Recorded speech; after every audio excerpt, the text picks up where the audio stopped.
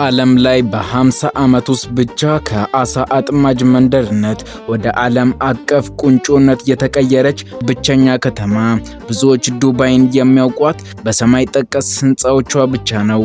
ነገር ግን ከዚህ በስተጀርባ ማንም የማይነግራችሁ አስደንጋጭና ሚስጥራዊ ታሪኮች አሉ።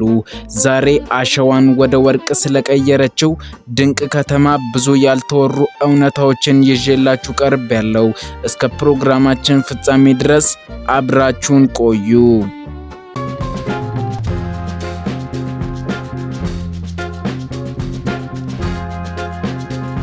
ጉብኝታችንን የምንጀምረው ከዓለማችን ቁንጮ ነው። ከፊት ለፊታችሁ የምትመለከቱት ቡርጅ ከሊፋ ይባላል። ርዝመቱ 828 ሜትር ቁመት ያለው ሲሆን ይህ ግዙፍ ህንፃ 163 ፎቆች አሉት። ይህ ህንፃ የሰው ልጅ የኢንጂነሪንግ ጥበብ የመጨረሻው ጥግ ተደርጎ ይወሰዳል። ህንፃው የተነደፈው ሃይሜኖ ካሊስ ተብላ የምትጠራውን የበረሃ አበባ ቅርጽ በመወከል ነው። ወደ ላይኛው ፎቅ በምንወጣበት ጊዜ በሰከንድ 10 ሜትር ወደሚጓዘው ፈጣን ሊፍት ውስጥ እንገባለን። ጆሮአችሁ ላይ የሚሰማው የነፋስ ግፊትና በሊፍት ውስጥ የሚታየው ዲጂታል ማሳያ ጉዞውን አስደሳች ያደርገዋል። 148ኛ ፎቅ ላይ ወጣችሁ ስትቆሙ ደመናን ዝቅ ብላችሁ ትመለከታላችሁ።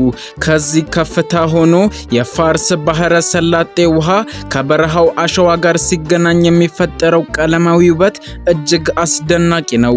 በተለይ ፀሐይ ስትጠልቅ ሰማዩ ወደ ብርቱካናማ ወይን ጠጅ ቀለም ሲቀየር ማየት ህይወት እዚች ቦታ ላይ ትርጉም የምታገኝበት ቅስፈት ነው። ይህ በእንዲህ እንዳለ ከከፍታው ወርደን ቀጥታ የምንገባው ወደ ዓለማችን ትልቁ የገበያ ማዕከል ነው። ዱባይ ሞል ይባላል።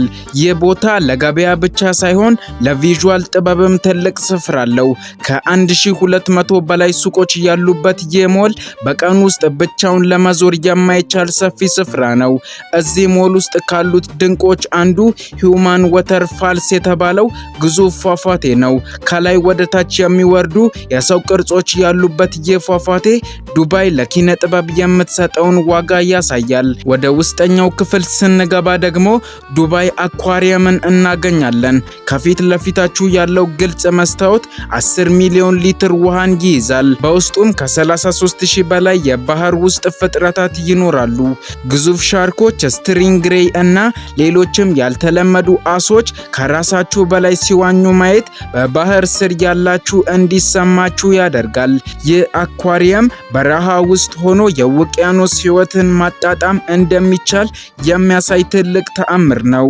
ይህ በእንዲህ እንዳለ ምሽቱ ሲተካ የዱባይ ሞል ደጃፍ በሌላ ትዕይንት ይሞላል።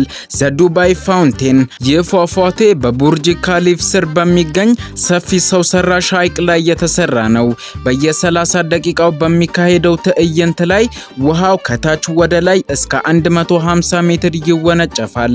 ይህ ትዕይንት በዓለም ታዋቂ የሆኑ ሙዚቃዎች፣ የአረብ ባህላዊ ዜማዎችና የኦፔራ ሙዚቃዎች ታጅቦ ነው የሚቀርበው።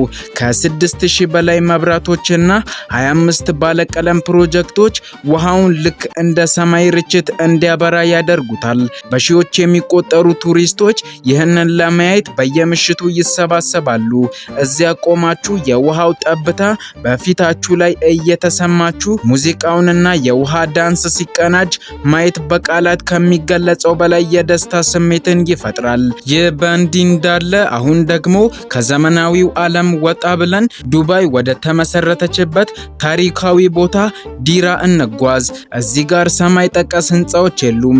በምትኩ ግን የዱባይ ነፍስ አለች። ጎልድ ሱቅ ወይም ደግሞ የወርቅ ገበያው በዓለም ታዋቂ ነው። በመቶዎች የሚቆጠሩ ሱቆች በመስኮታቸው ላይ ወርቅን እንደ ተራቃ ይደረድራሉ። እዚህ ጋር ናጅማ ተይባ የተባለውን በዓለም ትልቁንና በጊነስ ቡክ የተመዘገበውን የወርቅ ቀለበት ማየት ትችላላችሁ። ከወርቁ ገበያ ጥቂት ራቅ ብሎ ደግሞ የቅመም ገበያው ይገኛል። ገበያው ውስጥ ስትገቡ የሚቀርብላችሁ የሳፍሮን፣ የቀረፋ፣ የከርቤ መዓዛ ነው። እዚህ ጋር ካሉት ነጋዴዎች ጋር ዋጋ መደራደር ራሱ ትልቅ የባህል አካል ነው። ከዚያም በአንድ ድርሃም ብቻ አብራ በሚባሉ ትንንሽ የእንጨት ጀልባዎች ተሳፍረን የዱባይን ወንዝ እናቋርጣለን። ይህ ጉዞ ጥንታዊቷንና ዘመናዊቷን ዱባይ በአንድ መስመር የሚያገናኝ ልዩ ልምድ ነው። በመቀጠል ጉዟችንን የምናቀናው ወደ ሰፊው የዱባይ በረሃ ነው። ከተማዋን ለቀን ጥቂት እንደራቅን የአሸዋ ኮረብታዎች ይታዩናል። በላንድ ክሩዘር መኪናዎች በአሸዋው ኮረብታ ላይ የሚደረገው የመኪና ግልቢያ የልብ ትርታን የሚጨምር እጅግ አስደሳች የጀብዱ እንቅስቃሴ ነው። ከግልቢያው በኋላ ፀሐይ ስትጠልቅ የበረሃው አሸዋ እንደ ወርቅ ሲያንጸባርቅ እናያለን። ምሽቱን በበረሃ ካምፕ ውስጥ እናሳልፋለን። እዚህ ጋር የግመል ግልቢያ፣ የሄና ስዕል እና ባህላዊ የታኑራ ዳንስ ይቀርብልናል። ከከዋክብት ስር ተቀምጠን በረሃ ውስጥ የሚዘጋጀውን የባርቢኪው እራት ስንመገብ ዱባይ ምን ያህል እንግዳ ተቀባይ መሆኗን እንረዳለን። ይህ የበረሃ ምሽት የጉብኝታችን ማጠቃለያ ትልቁ ትዝታ ሆኖ ይቀራል። ይህ በእንዲህ እንዳለ አሁን ደግሞ ወደ ሌላኛው የዱባይ የኢንጂነሪንግ ተአምር እንሻገራለን። ከፊት ለፊታችሁ የምትመለከቱት ፓልም ጁሜራ የተባለውን ሰው ሰራሽ ደሴት ነው።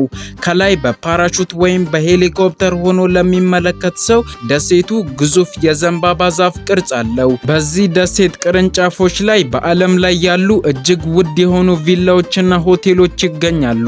በመጨረሻው ጫፍ ላይ ደግሞ የባህር ውስጥ ቤተ መንግስት የሚመስለው ግዙፍ አትላስ ዘ ፓልም ሆቴል በግርማ ሞገስ ቆሟል።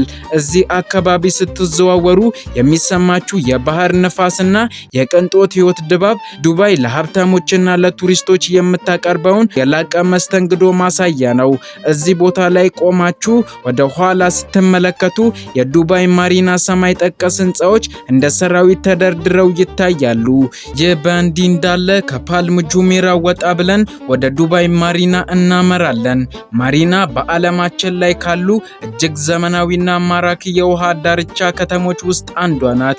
እዚህ ጋር ያለው ልዩነት ግዙፍ የባህር ውሃ ወደ ከተማ ውስጥ እንዲገባ ተደርጎ ሰው ሰራሽ ቦይ ተፈጥሮ የተሰራ መሆኑ ብቻ ነው። በቦዩ ግራና ቀኝ የሚገኙት ህንፃዎች እርስ በእርሳቸው በውበት የሚፎካከሩ ይመስላሉ። በተለይ ካያን ታወር የተባለው በ90 ዲግሪ ተጠምዝዞ የተሰራው ህንፃ የኪነ ጥበብን ጣራ ያደርሳል። ምሽት ላይ እዚህ ቦታ ላይ መገኘት ልዩ ስሜት አለው። ዳው ክሩዝ በሚባሉ ባህላዊና ዘመናዊ ጀልባዎች ላይ ተሳፍራችሁ በቦዩ ውስጥ ስትንሸራሸሩ የህንፃዎቹ መብራት በውሃው ላይ የሚያርፍበት ትዕይንት ልክ እንደ ሲኒማ ውስጥ ነው የሚታየው። በጀልባው ላይ ሆናችሁ እራት እየተመገባችሁ የከተማዋን ድምፅ እየሰማችሁ የምታሳልፉት ጊዜ በዱባይ ቆይታችሁ ውስጥ የማይረሳ ትዝታን ያጭራል። እዚህ ጋር ነው ዱባይ የማትተኛ ከተማ መሆኗን በተግባር የምትመለከቱት። ይህ በእንዲህ እንዳለ ጉዟችንን በመቀጠል ወደ ግሎባል ቪሌጅ እንጓዛለን። ስሙ እንደሚናገረው ይህ ቦታ መላው ዓለም በአንድ ግቢ ውስጥ የተሰበሰበበት ድንቅ ስፍራ ነው። ከ80 በላይ የሚሆኑ የዓለም ሀገራት የራሳቸውን ባህል፣ ምግብ እና ታሪካዊ ቅርሶች ይዘው እዚህ ይገኛሉ። ከኢትዮጵያ ቡና ጀምሮ እስከ ቱርክ አይስክሬም፣ ከቻይና ታላቁ ግንብ ቅጂ እስከ ግብጽ ፒራሚዶች ድረስ ሁሉንም በአንድ ምሽት መጎብኘት ትችላላችሁ። እዚህ ጋር የምታዩት የሰው ልጅ አንድነትና የባህል ብዝሃነት እጅግ ያስደንቃል። እያንዳንዱ ሀገር የራሱ የሆነ የሙዚቃና የዳንስ መድረክ አለው። ለምሳሌ በአፍሪካ ፓቪሊዮን ውስጥ የምታዩት የከበሮ ድምጽና በኢራን ፓቪሊዮን ውስጥ የምታገኙት ድንቅ ምንጣፍ ዱባይ እንዴት የዓለም ድልድይ መሆን እንደቻለች ያሳያል። ቤተሰቦችና ጓደኞች ተሰብስበው የሚዝናኑበትና የሚገናኙበት፣ አዳዲስ ነገሮች የሚማሩበት ይህ ግዙፍ ክፍት አየር ሙዚየም ነው። የዱባይን ግልጽነት እና እንግዳ ተቀባይነት በግልጽ ያሳያል። ይህ በእንዲህ እንዳለ በበረሃ መሃል እንዲህ ያለ ነገር ይኖራል ብላችሁ ወደማትገምቱት ቦታ ይዘናችሁ ልንጓዝ ነው። ሚራክል ጋርደን። ይህ በዓለም ላይ ትልቁ የተፈጥሮ አበቦች የአትክልት ስፍራ ነው። ከ150 ሚሊዮን በላይ አበቦች በተለያዩ ቅርጾች ተተክለው ይገኛሉ። ከፊት ለፊታችሁ የምታዩት ግዙፍ የኤምሬትስ አውሮፕላን ኤምሬትስ A380 ሙሉ በሙሉ በአበቦች የተሸፈነ ሲሆን ይህም በዓለም ላይ በትልቅነቱ ክብረ ወሰንን የያዘ ነው። በአበቦች የተሰሩ ቤቶች፣ የልብ ቅርጽ ያላቸው መንገዶች እና የተለያዩ የካርቱን ገጸ ባህሪያት በየቦታው ይታያሉ። ይህ ቦታ ዱባይ ውሃ በሌለበት በረሃ ውስጥ እንኳ ህይወትንና ውበትን መፍጠር እንደምትችል የምታሳይበት ትልቁ ምሳሌዋ ነው።